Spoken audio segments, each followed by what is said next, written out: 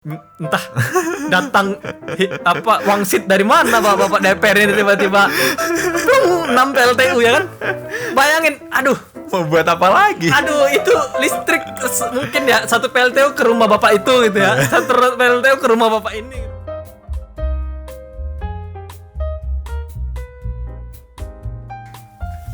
Lanjut. Tadi kan kita sudah berbicara nih apa konsep yang diberikan dari energi bersih berkeadilan. Ya, EBB itu kayak gimana? Iya. Gitu ya. Nah, sebenarnya kondisi di Jawa Tengah itu gimana sih? Kenapa akhirnya kita memunculkan konsep energi bersih berkeadilan? Sebenarnya kondisinya di Jawa Tengah itu kayak apa? Iya, ngomong energi di Jawa Tengah, kita tuh nggak bisa lepas dari agenda ekspansi industri sebenarnya di Jawa Tengah ini. Okay. Dan mulai dari beberapa tahun belakangan, produksi listrik Jawa Tengah itu surplus. Bahkan dalam satu waktu bisa sampai 30% surplusnya. Waduh. Tapi ada puluhan infrastruktur energi baru yang mau dibangun di Jawa Tengah ini. Yeah. Jadi dari situ sebenarnya kita bisa lihat kebijakan energi di Jawa Tengah ini diatur nggak pakai otak. Mungkin kita paham betul mengharapkan mereka pakai nurani itu hal yang nggak mungkin. Yeah. Tapi paling nggak pakai otak begitu kan. Yeah. Tapi itu juga enggak. Kamu tuh kalau pakai otak udah kenyang banget tuh nggak akan masukin makanan banyak ke perutmu ya kan. Otak sederhana itu. Tapi bapak-bapak di sana tuh kayak nggak paham gitu ya. Udah luber-luber, udah muntah-muntah energi produksi listriknya masih aja ditambahin, dicekokin dan akhirnya apa? Merugi kan? PLN akhirnya merugi. Yeah. Selalu mengadu tiap tahun merugi begitu. Dan kalau Covid kemarin makin parah ruginya. Siapa yang bayar kerugian ini? Kita ya kan? Kita. Iya, kita, bapak kita, nenek kita, tetangga kita, kamu ya kan? Kita ini yang bayar kerugian itu PLN. Melalui bayar listrik, kadang harga listrik macam-macam segala macamnya itu kan. Melalui voltnya per rumah dinaikkan. Sekarang sudah tidak ada 450. Iya. Nah, makanya ngawur banget ngatur energi Jawa Tengah, energi di Jawa Tengah ini. Okay. Bahkan kalau kita flashback lagi waktu advokasi revisi RT RW Jawa Tengah tuh masih ada 6 PLTU kan? Iya. Ada 6 PLTU baru. Iya. Entah datang wangsit dari mana bapak DPR ini tiba-tiba 6 PLTU ya kan? Bayangin, aduh, mau buat apa lagi? Aduh, itu listrik mungkin ya satu PLTU ke rumah bapak itu gitu ya. Satu PLTU ke rumah bapak ini gitu. Oh, itu udah nggak tahu lagi untuk ngelistrikin alam gaib kayak untuk ngelistrikin Mars kayaknya itu ya. Gunung-gunung mau dilistrikin semua itu.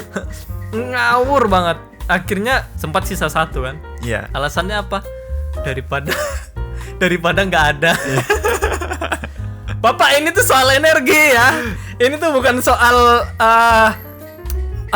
belanja baju, atau ini bukan soal beli cendol. Daripada nggak beli ya, atau ini bapak oleh-oleh ke Bali, beli oleh-oleh. Terus nggak ada yang nemu oleh-oleh yang bagus, ambil satu daripada nggak beli. Ini nggak begitu bapak ya kan.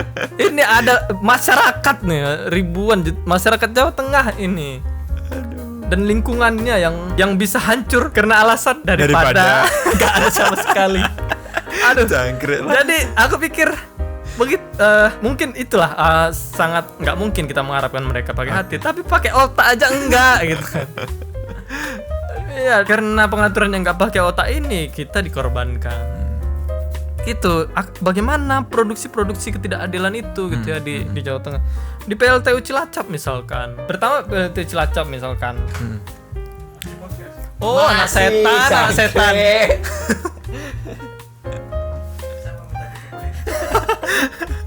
Kasih podcast. Habis ini ganti Andika masuk.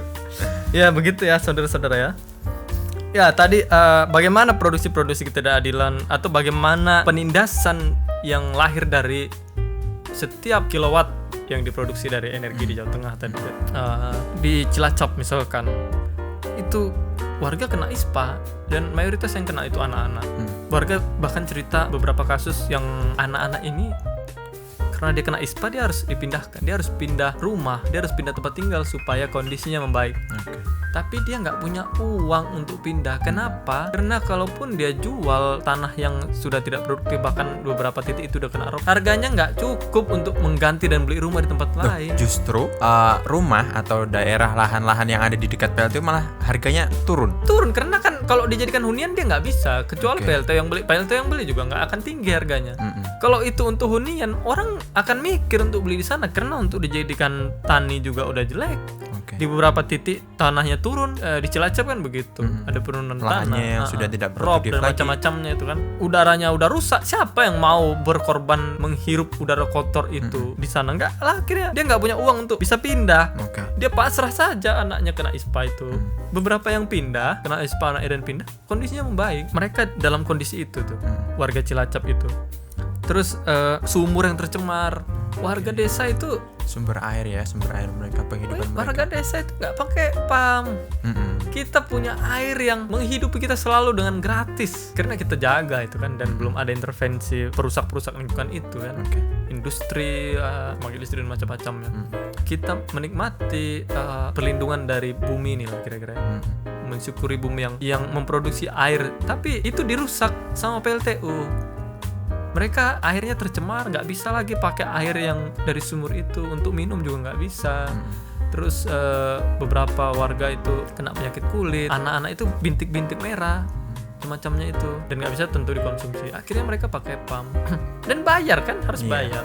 Itu juga dan mereka bayar paling nggak 100.000 per bulan dan itu pun nggak cukup untuk kebutuhan mereka. Pun nggak lancar. Iya, beberapa Nggak pasti setiap hari, nggak nggak lancar. setiap hari Iya. ngalir kan. Bayangin begitu kondisinya, dan merampas mata pencarian petani dan nelayan. Mereka mayoritas petani dan nelayan juga. Nelayan itu harus pindah tempat karena nggak bisa lagi menangkap ikan di sana, rusak dan dirampas ruang menangkapnya. Tanahnya rusak, dulunya produktif udah nggak produktif lagi. Ada yang masih berjuang untuk mencoba bertahan dengan bertani, tapi kondisinya memang sangat sulit. Belum lagi lautnya dicemari dengan Iya. adanya batu bara. Dan memperparah rob itu kan kalau di Cilacap itu, karena pembangunan fisik di pesisir tuh kan memperparah penurunan muka tanah.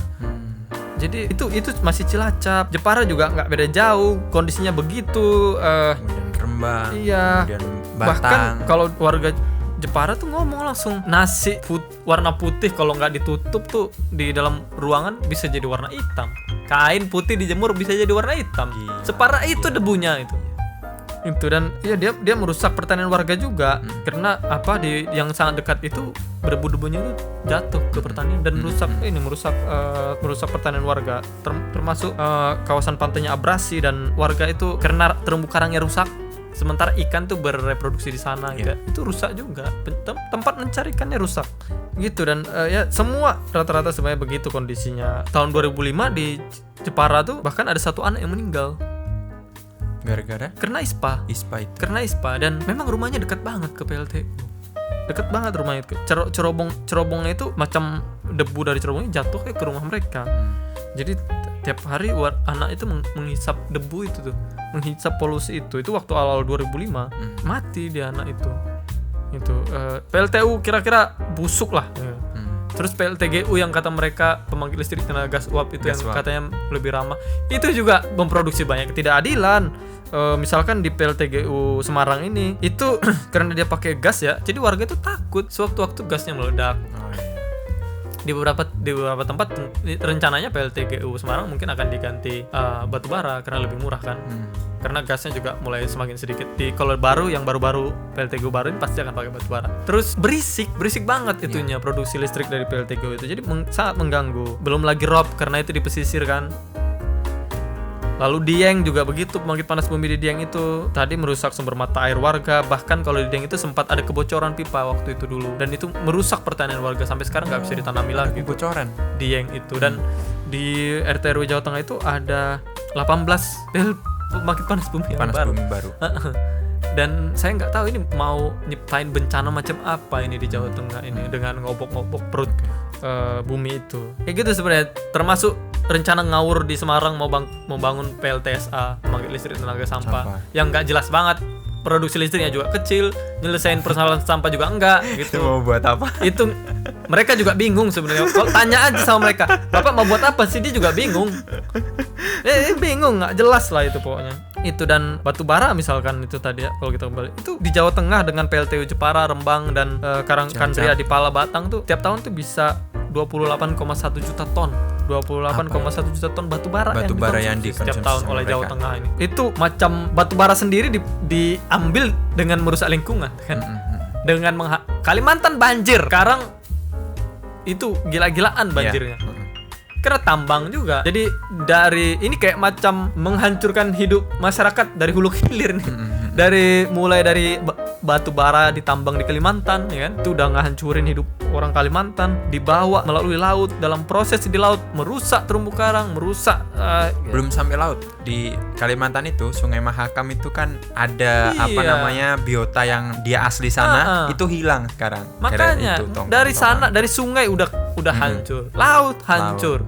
Sampai di sini pun diproduksi untuk hancur. Sampah lah pokoknya.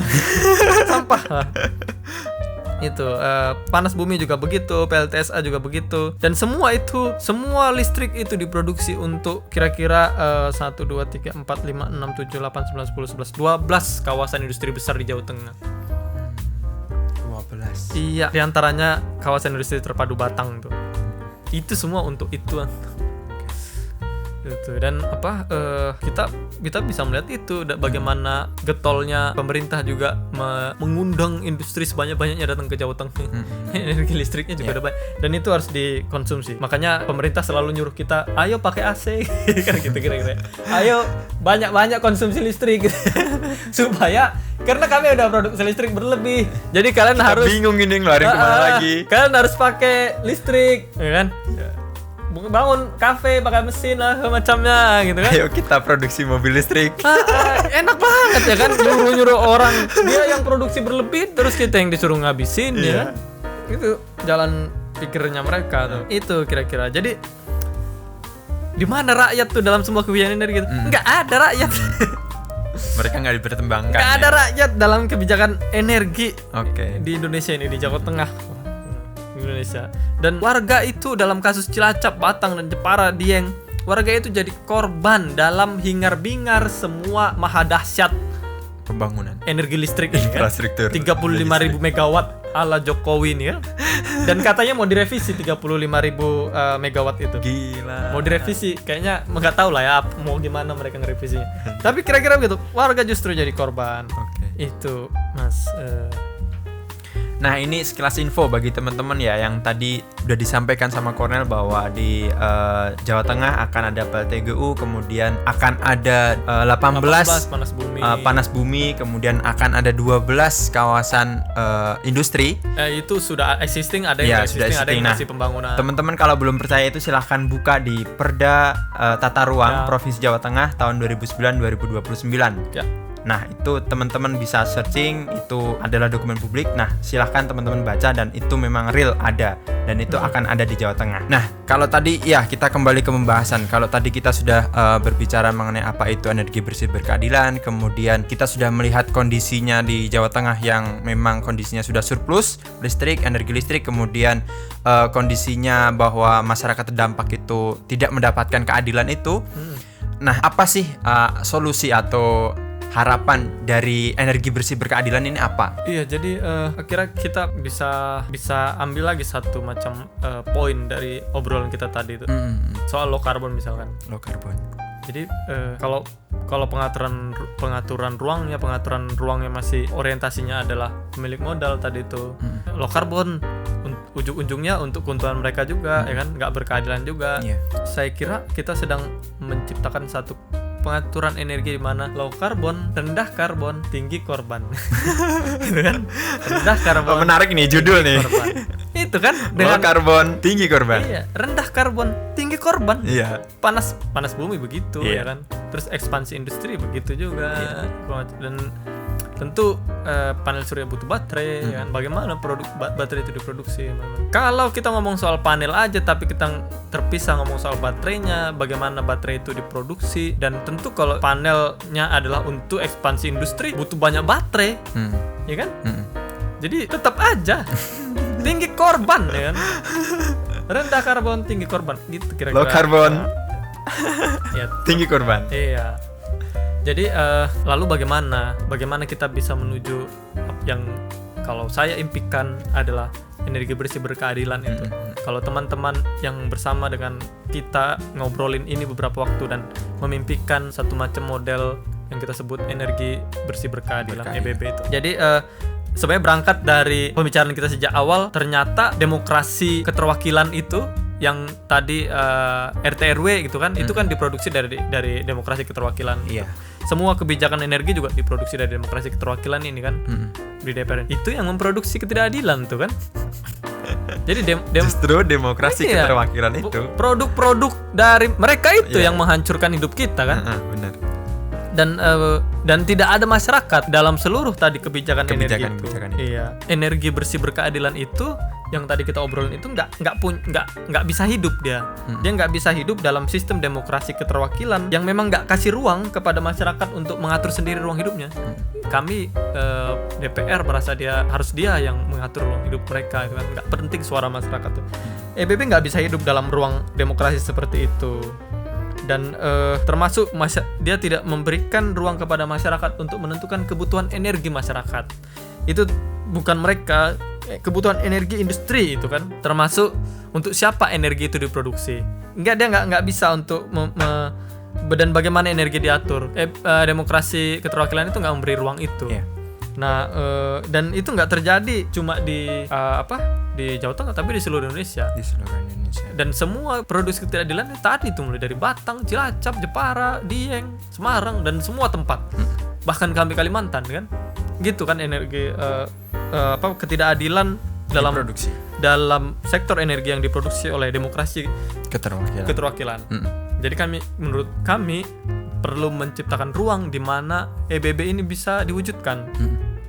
Nah, kami dan tadi itu kalau kita ngomong di awal juga, dalam demokrasi keterwakilan ini masyarakat tidak dikasih satu mekanisme yang kuat untuk menolak, ya kan? Dia tidak punya alat yang kuat untuk bilang bahwa kami nggak mau ada PLTU di Batang, misalkan begitu kan? Nah, kami menyebutnya sebenarnya sebagai pengaturan ruang dan sistem demokrasi yang memikirkan dengan serius lingkungan. Dan memberi keadilan kepada manusia dan lingkungan. Kami mengawinkan demokrasi langsung dengan bioregion. Kami dengan teman-teman di Serikat Tani Kota Semarang beberapa waktu belakangan mencoba belajar itu dan menyusun satu konsep yang kami sebut sebagai demokrasi ekologi sosial (DES). Demokrasi di mana itu demokrasi langsung dikawinkan dengan bioregion. Jadi bioregion itu kami tempatkan sebagai satu pengaturan spasial demokrasi langsung itu. Jadi sebenarnya konsep bioregion ini itu konsep pengelolaan wilayah yang udah didorong oleh Walhi sebenarnya mulai dari tahun 2000-an lah itu. Cuma waktu itu Walhi memandang ini atau itu satu unit pembangunan yang difasilitasi negara. Itu waktu itu sebenarnya pembicaraan di Walhi. Tapi kalau yang kami maksud dalam mengawinkan demokrasi langsung dengan bioregion ini adalah mendorong bioregion menjadi unit ekologi sosial yang menjadi ruang politik masyarakat untuk berlangsungnya demokrasi langsung itu. Jadi masyarakat bisa punya mekanisme untuk mengatur jangan ada kebutuhan energi macam mana, terus energi diatur macam mana. Jadi ada politik warga yang bergairah tuh. Tentu ya perlu ada pendidikan politik dan diskusi-diskusi dengan macam-macam segala macam itu. Dan itu adalah cara untuk merepolitisasi politik warga yang selama ini seakan-akan tuh yang ngomongin politik tuh cuma DPR aja gitu. Hanya kaum elit. Dan warga tuh seakan-akan dibilang nggak usah ngomong politik lah, nggak ada gunanya gitu. Kita mau merepolitisasi itu tuh. Jadi warga memang harus ngomongin itu karena itu penting untuk hidupnya itu. Itu tentu lebih detail nanti ada pembagian wilayah berdasarkan bioregion ini yang mungkin dalam kertas posisi nanti itu akan bisa dilihat lebih detail gitu. Idenya sebenarnya itu perlu intinya sebenarnya adalah demokrasi ekologi sosial ini menjadi satu pilihan sistem di mana manusia dan lingkungan diperlakukan lebih adil, termasuk dalam sektor energi tadi itu. Karena sudah busuk semua ini demokrasi keterwakilan ini menjadi biang kerok dari produksi keadilan semua sektor energi itu. Kira-kira begitu Mas sebenarnya Mas. Tentu ini butuh diskusi lebih mendalam dengan teman-teman semua dan perlu dukungan dan kritik dari semua teman-teman untuk kita bisa merumuskan. Tentu nggak bisa saklek dan nggak bisa demokrasi langsung di tempat lain dimasukin ke Indonesia langsung. Tapi kita perlu melihat bagaimana Indonesia dan menyocokkannya dengan kondisi Indonesia ini dan memikirkannya bersama untuk satu macam sistem yang lebih adil untuk saya, untuk kamu, untuk keluarga kita, untuk masyarakat dan untuk lingkungan. Itu Mas, kira-kira Mas.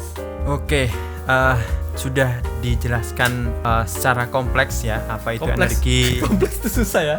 Secara komprehensif, waduh. Secara kompleks. Ya, sebenarnya agak ini Mas, mungkin agak sulit untuk saya bisa menjelaskan secara lebih rigid soal demokrasi langsung, demokrasi ekologi sosial ini. Tapi menurut saya kita LBH Semarang dan teman-teman di STKS juga sangat terbuka untuk obrolan lebih mendalam soal satu model demokrasi yang lebih berkeadilan untuk kita semua. Oke. Tapi berkaitan dengan kita ngobrolin dari tadi nih, energi kelistrikan, kemudian energi bersih berkeadilan kan. Untuk energi dalam bagaimana energi diatur dalam sistem demokrasi ekologi sosial tadi. Ya.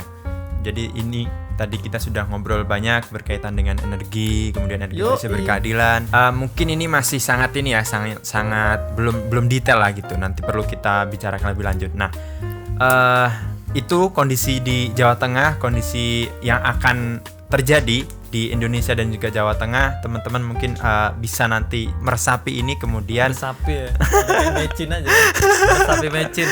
Itu dirasa bukan diresapi cuy.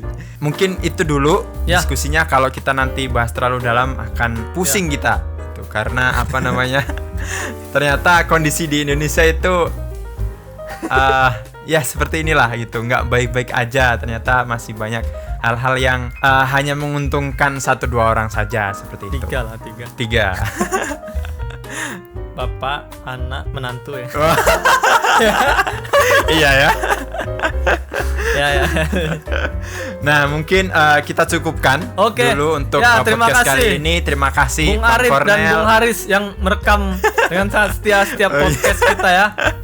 Terima kasih banyak Bung. Ya. Nah nantikan podcast kita selanjutnya, obrolan asik kita selanjutnya berkaitan dengan isu-isu yang memang sedang hangat dan kemudian yang menjadi fokus isu yang penting untuk penting untuk kita ketahui oleh kita semua. Tetap stay di channelnya LBH Semarang. Jangan lupa kemudian jangan lupa tetap jaga kesehatan, stay di rumah. Kemudian jangan lupa subscribe tetap channelnya LBH Semarang. Tetaplah mencintai. Ya. Oke. Kita cukupkan sekian dan terima kasih. Wassalamualaikum warahmatullahi wabarakatuh. Kau ini. Terima kasih. Oke. Cokro.